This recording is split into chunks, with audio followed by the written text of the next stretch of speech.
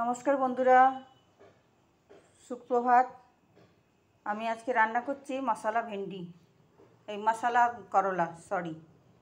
তো তার জন্য নিয়ে নিয়েছি পেঁয়াজ কুচি, করলা কেটে নিয়েছি, আলু ডুমো ডুমো করে কেটে নিয়েছি। প্রথমে আমি দিয়ে দেবো কড়াতে একটু তেল। কড়াই আমি বসিয়ে দিয়েছি, এখানে কড়াতে একটু সামান্য তেল দিয়ে দিলাম। দিয়ে তার মধ্যে পেঁয়াজটা আমি একটু হালকা ভেজে তুলে নেব, তুলে এটাকে পিষে নেব। পেঁয়াজটা দিয়ে দিলাম, তার সাথে দিয়ে দিলাম 4টে কাঁচা লঙ্কা, ভেজে 4টে কাঁচা লঙ্কা দিয়ে দিলাম। দিয়ে আমি এটাকে এবার ভেজে নেব। তো পেঁয়াজটা দিয়ে দিয়েছি, এবারে একটু নেড়ে নিচ্ছি। একটু নুন দিয়ে দেবো সামান্য। টমেটো থাকলে টমেটো দেওয়া যায়, কিন্তু টমেটো নাই, তো আমি টমেটো কেচাপ দিয়ে দেবো এর জন্য। পেঁয়াজটা হালকা একটু ভেজে নেব, ভেজে এটাকে পিষে নেব ঠান্ডা করে। তারপরে আমি রান্নাটা করব। তার সাথে আরও মশলা দেবো, আপনারা দেখতে থাকুন ভিডিওটা।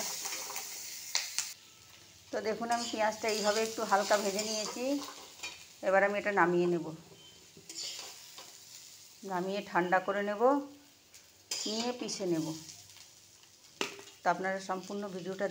এই যে পেঁয়াজটা আমি তুলে নিয়েছি, এখানে ঠান্ডা করে নেব। এবারে দিয়ে দেবো আবারও কড়াতে তেল।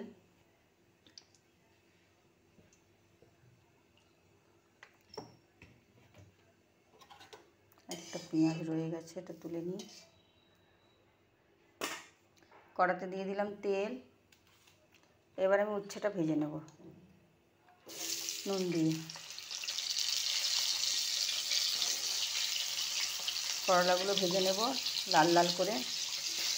লাল লাল করে ভেজে নিলে তেতোটা অতটাও লাগবে না, তেতোটা কম লাগবে। এখানে আবারও আমি একটু দিয়ে দেবো নুন। একটু নুন দিয়ে দিলাম।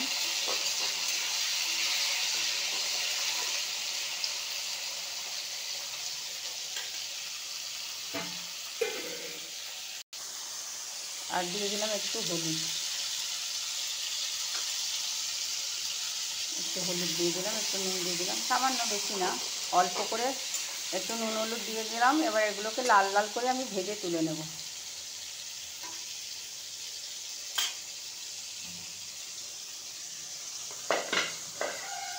ঢাকা দিয়ে দিয়ে ভাজবো, যাতে আমার করলাটা সিদ্ধ হয়ে যায়।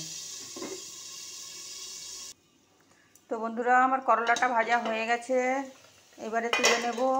দেখুন, লাল লাল করে ভেজে নিয়েছি। আপনারাও এইভাবেই করে দেখবেন, ভালো লাগে খেতে। তো করলাটা আমি তুলে নিচ্ছি।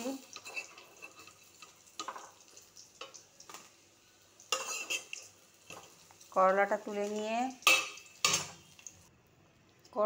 তুলে নিয়ে আমি আলুটাও এই সেম একইভাবে ভেজে নেব। করলাটা তুলে নিলাম, তো এবার আমি আলুগুলো একই রকমভাবে ভেজে তুলে নেব। যে কোনো জিনিসেই আমার ঘরে আলু দিতে হয়, সব কিছুতেই আলু দিলে এরা সবাই ভালো খায়। তো আমি আলুগুলো দিয়ে দিয়েছি। এবার আলুগুলোকেও একই রকমভাবে আমি ভেজে নেব। তার মধ্যে দিয়ে দেবো একটুখানি নুন, বেশি বেশি নুন দেব না, কারণ সব কিছুতেই অল্প অল্প অল্প অল্প নুন যাচ্ছে। লাস্টে তরকারিতে নুন বেশি হয়ে যাবে। একটু দিয়ে দেবো হলুদ, দিয়ে এটাকেও লাল লাল করে ভেজে তুলে নেব। ঢাকা দিয়ে দিয়ে ভাজবো। আপনারা সবজি যখন ভাজবেন ঢাকা দিয়ে দিয়ে ভাজবেন, এতে সবজি তাড়াতাড়ি সিদ্ধ হয়ে যায়। জল দেওয়ার পরে সবজি সিদ্ধ হতে অনেক লেট হয়, তো আমি ঢাকা দিয়ে দিচ্ছি।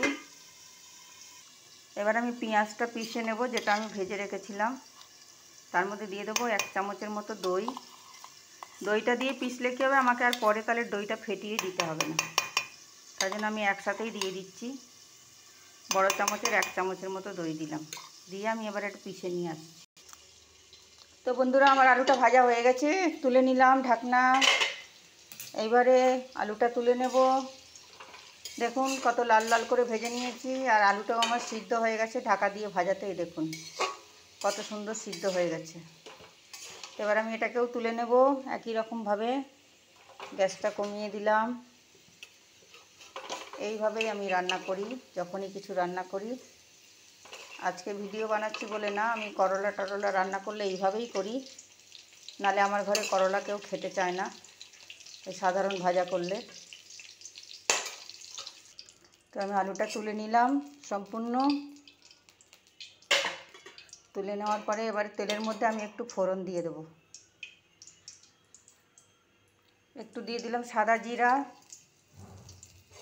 বেশি না, অল্প সামান্য সাদা জিরা দিয়ে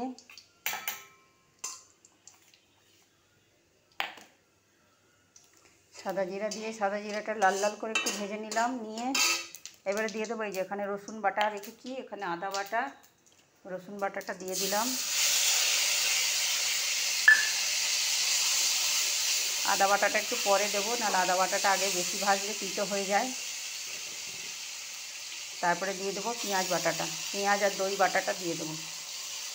দইটা আর পেঁয়াজ দিয়ে যে বেটে নিয়েছিলাম কাঁচা লঙ্কা দিয়ে, ওটা দিয়ে দিলাম ভাজা পেঁয়াজটা। এটাকেও একটু ভেজে নেব। তো বন্ধুরা দেখুন আমার পেঁয়াজটা থেকে তেল ছেড়ে দিয়েছে। এবার আমি দিয়ে দেবো সেই আদা বাটাটা 1 চামচ। আদা বাটাটা দিয়ে বেশি ভাজবো না, আদা বাটা দিয়ে বেশি ভাজলে তিতো হয়ে যায় মশলা। দিয়ে দিলাম। আর সেই মশলার বাটি আর ধোয়া জল দিয়ে দিলাম।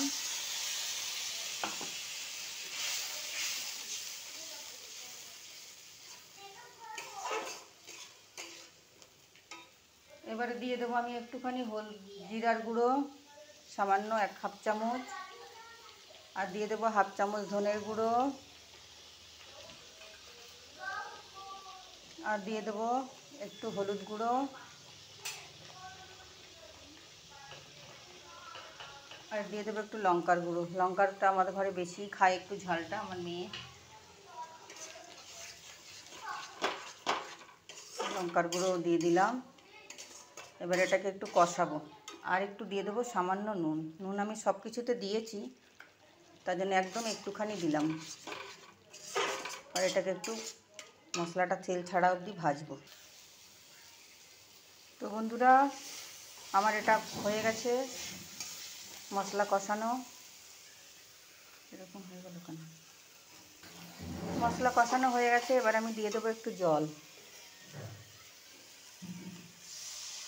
একটু জল দিয়ে দিলাম। দেখুন এবার দিয়ে দেবো সেই করলা আর আলু ভাজা।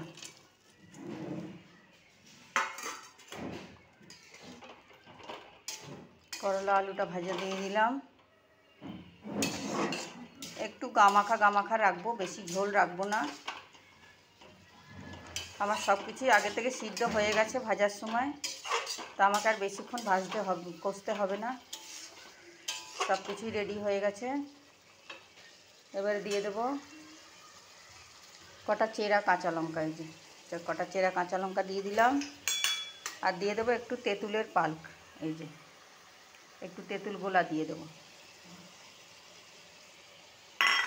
তেঁতুল গোলাটা অবশ্যই আপনারা লাস্টে দেবেন, নাহলে কিন্তু সবজিগুলো একদমই সিদ্ধ হবে না। আমার এখানে সব কিছু সিদ্ধ হয়ে গেছে ভাজার সময়, তাই আমি দিয়ে দিলাম।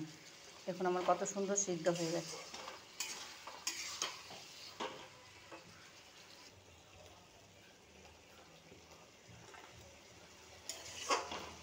আমি যেহেতু আগে দই দিয়েছি, তেঁতুলের পাল দিয়েছি, তাই আমাকে একটু চিনি দিয়ে দিতে হবে। একটু 1/2 চামচের মতো চিনি দিয়ে দিলাম।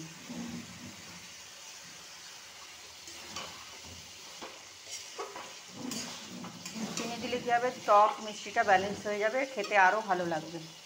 আর একটু জল দেবো, শুকিয়ে যাচ্ছে বারবার তেল ছাড়া অবধি। আমার রান্নাটা হয়ে এসেছে, এবার নামিয়ে দেব। গরম মশলার গুঁড়ো থাকলে আপনারা গরম মশলার গুঁড়ো দেবেন। আমার গরম মশলার গুঁড়ো করা নাই, শেষ হয়ে গেছে। বাড়িতেই আমি করি গরম মশলার গুঁড়ো।